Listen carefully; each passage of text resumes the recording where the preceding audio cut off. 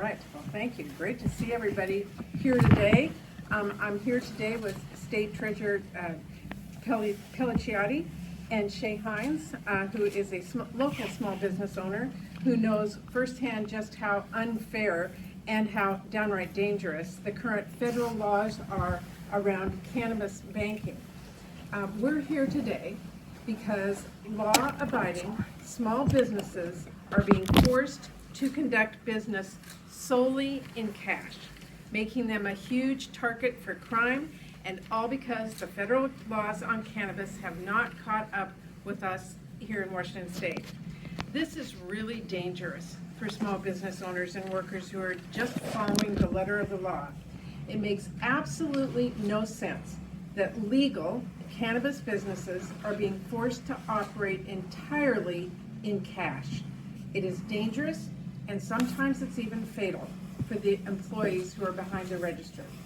But this situation is also completely reversible. I've been pushing the federal government, particularly my Republican colleagues, to catch up with us here in Washington State. I am working to update our laws so these legal small businesses have a safe way to do business. I'm urging every one of my colleagues to come together so that we can finally pass the Secure and Fair Enforcement Banking Act. We call it the Safe Banking Act. In the other Washington, we have gotten a lot of good bipartisan work done in the recent months and weeks. We passed the bipartisan infrastructure law. We passed a major government spending package. We passed a bill to strengthen our supply chains and boost manufacturing. And we passed badly needed postal reform to keep USPS solvent. So I want us to make 2022 the year that we send safe banking to the president's desk, and I believe that we can do this.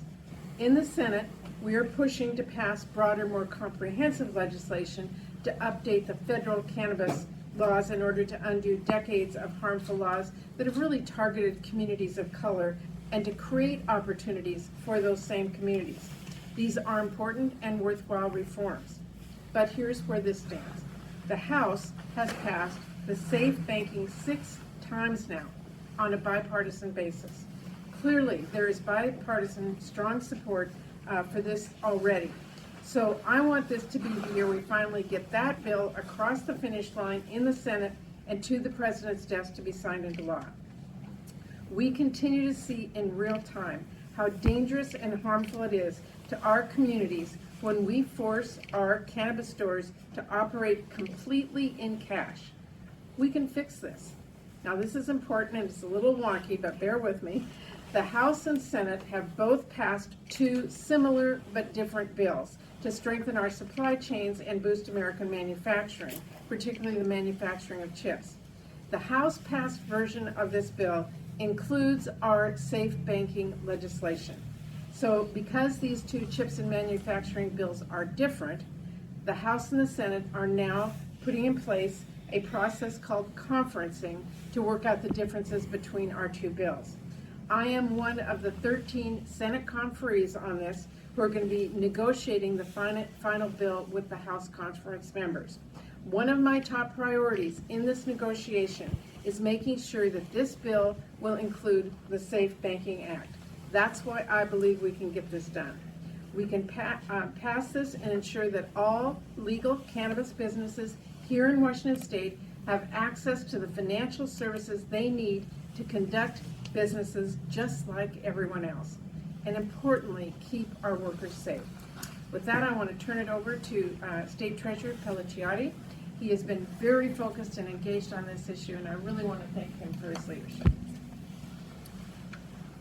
Well, thank you to Senator Murray, and I just want to thank her in particular for all of her leadership on this issue. I was actually just telling her, when I went to D.C. a month ago to kind of flag this issue and the importance of this issue, it is a rare situation nowadays, sadly, when you go to D.C. and it's, you rarely leave more optimistically than when you arrived.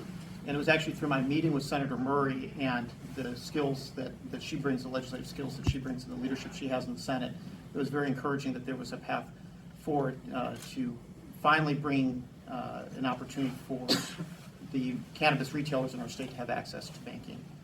And as Senator Murray was pointing out, this is so critical.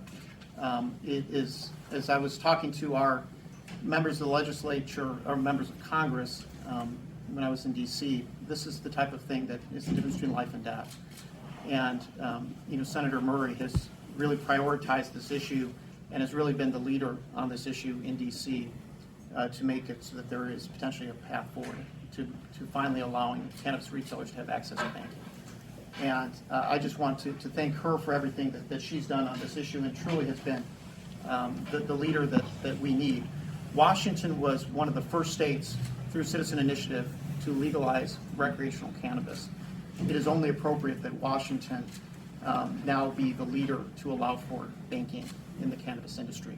And I'm confident that Senator Murray is going to make that happen this year. So I appreciate all of her leadership, and I particularly appreciate the opportunity to hear from Shay Hines, who will be speaking next, who will be giving information as to what it's like as a retailer, and I appreciate the comments he'll be able to provide. Shay Hines. Good morning, everybody. Happy 420. My name is Shay Hines. I'm co-founder of Lux Pot Shop. We're a family-owned and operated cannabis retailer in Seattle, Washington. We operate a few locations. I also sit on the board of the Craft Cannabis Coalition. We're the largest retail-focused cannabis trade group in Washington State, representing over 60 different retailers. I'm grateful to have senior leadership in Congress draw attention to this really important issue. During my over decade selling cannabis out of storefronts, my staff and my businesses have never been the victims of a robbery until recently. We had 3 different armed robberies over the course of a few weeks in the early part of the year. Robbers entering our stores with guns, sticking us up, and really violating our well-being. There's been more robberies this year than in 2020 and 2021 combined, and the trauma that staff is experiencing it's immeasurable. The true harm of these robberies, it's not financial impacts on businesses, it's the impacts on people. Nobody should have to come into work and be concerned of not making it home at night. We've already seen escalating violence leading to deaths of beloved community members in Tacoma, shootouts with police and staff members being shot. Cannabis retailers and staff are working tirelessly to keep ourselves and our staff safe. We're advocating at the state level through protection like Senate Bill 5927. We've worked closely with the law enforcement community and regulators, and now we need help from federal leaders. We're in a public safety crisis. We're pleading for help.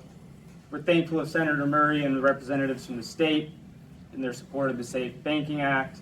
We're also grateful the law enforcement community are working tirelessly to catch these individuals with increasing success.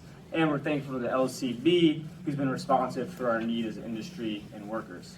As a small business owner working in the cannabis industry, I hope that all members of Congress recognize how important safe banking is for me and my peers across the nation. Saying yes to safe banking is one way to reduce the threat of workplace violence.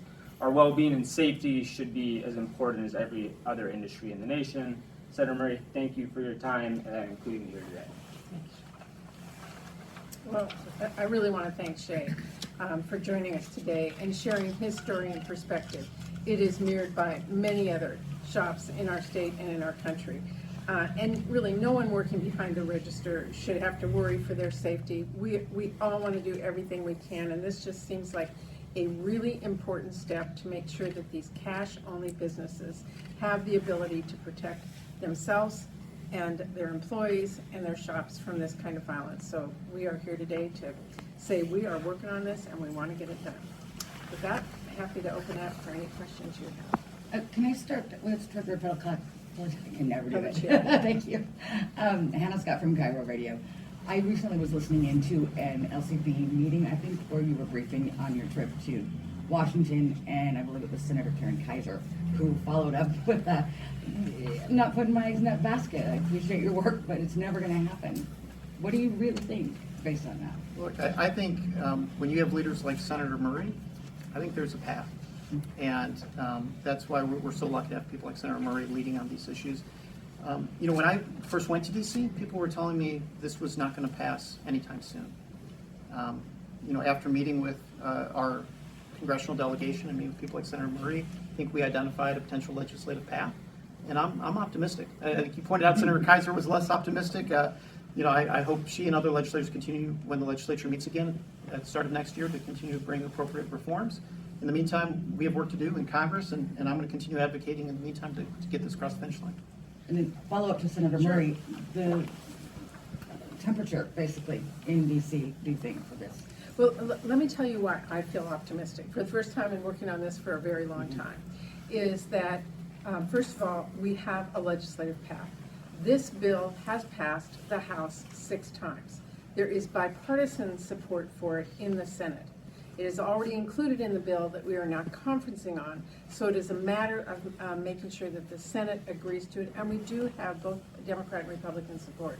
And secondly, everyone is worried about crime and doing everything we can to reduce that in our country. This is a really critical, important step, and I think that I'm going to do everything I can to convince people on the conference committee to leave it in the conference bill. Senator, with midterms coming, do you feel like the window is closing? I mean, is this our best, maybe the last chance to do this? I think the best opportunity for us to do this is on the bipartisan bill that we are trying to keep it in as it goes to the president, because that bill is moving. It has a really good chance of passing. It deals with a lot of really critical issues facing Americans today. So I feel good about that path. But again, you're right, it's a challenging time for all of us, a lot going on, but this is one way that I do believe we can get it done. And there has been this hurdle with Senators Schumer and Booker. They wanted to look at the bigger picture with legalization. This is a way around it. You keep saying a path around that hurdle, perhaps? There is legislation in the Senate that is much broader, that covers many different issues regarding the cannabis industry, which I think is very important. But the fact is that is going to take a long time to convince people to get it through both houses. We need to deal with this issue in terms of banking and safety right now. That's the argument we are making. Senator, you mentioned there's bipartisan support. Do you have 60 votes on this issue? Well, what this will take, obviously, is 60 votes on the much larger package. Again, there is a lot in that. I don't know at the end of the day, but we are working the votes every single day on this. Well, all things considered, and you talked about the safety issue, have you ever pulled some of your Republican colleagues aside and maybe said, look, we know you don't like the cannabis industry, but it's not going anywhere. Meanwhile, people are dying. That is the exact argument that we are making, whether or not your state has agreed to have legal cannabis. Today, in this country, we have a safety issue because those states that have passed these laws cannot allow, are not allowed to have these be businesses other than cash only. That is creating a safety issue for those employees, for their neighborhoods, and we have to make it safe. That's what I'm asking them to do. Thanks, Senator. Can I ask a question too? Is it Shay? Yeah, Shay. Certainly cashless is a huge problem and likely the big driver of a lot of the robberies, but not the only. What else do you want to see in the state level or at the congressional level to try to have an impact on this? Senate Bill 5927 would have been a good start. You know, any support would be helpful. Will you tell people what that would do? It was going to bring parity between the cannabis industry and pharmacies for robberies. Shay, can you further elaborate how the Safe Banking Act will improve or impact the safety of your business and your staff? Can you tell us? Yeah, I mean, it's pretty simple. It would allow us to take cashless payment systems like regular businesses, among other benefits that it would provide cannabis businesses. Right now we have no access to capital, we have no access to traditional financing methods, we don't have credit cards, we don't have the ability to process these payments, so it would fix that. Shay, out of curiosity, what have you done to protect yourself, knowing that you've been, Businesses have done all sorts of things. Businesses are hiring armed guards, businesses are closing early, businesses are locking their doors between customers. But what about your business? Many of those things we've also done. Are you worried about being? Yeah, everyone's worried, of course. Yeah, everyone's worried about it. Shay, no offense to the politicians in the room, but we've heard promises before. How optimistic are you? Do you think this is, I mean, are we on the goal line here? What's your gut telling you It's about above my pay grade, brother. But Shay, it's not just your business and the risk of being robbed because of all cash. Your employees, am I right, are also sort of unable to function in the banking world too, correct? There's definitely ramifications on employees, house loans, things of that nature. Generally, basic business services are provided through awesome institutions like Salal. But yeah, there's definitely ramifications on staff. Any final questions? I guess you've asked for help, you said you're pleading for help. This could be a prayer answered for you. Yeah, this would be extremely helpful. I think it would probably fix a lot of the issues we're seeing. Last one, really quick follow-up to the bill that you said that didn't pass at our state legislative level. The marijuana retail industry brings in a lot of money for the state. How does it make you feel when the lawmakers won't move on something like that? It's frustrating. Yeah, it's frustrating. Okay, All right, thank you, everybody, really appreciate it. thanks folks.